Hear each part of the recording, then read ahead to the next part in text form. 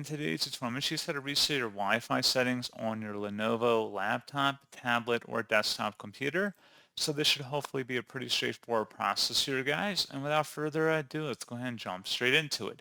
First thing I want to note is make sure you have your Wi-Fi credentials nearby and accessible, because once we're done with these steps and restart our device, you will need to have them once you restart in order to get back on the internet. So just please take note of that. And then once you have them, go open up the search menu and type in network reset. Best result should come back with network reset here. Go ahead and open that up.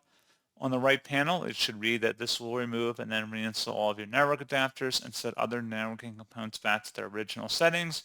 You might need to reinstall other networking software afterwards, such as VPN client software or virtual switches.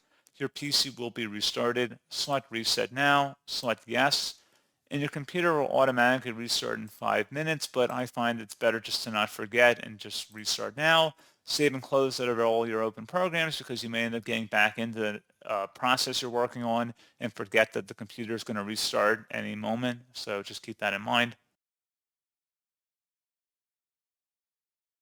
And there you go, guys. Hopefully that should have been able to take care of it, and your Wi-Fi settings have been reset or restored on your Lenovo device.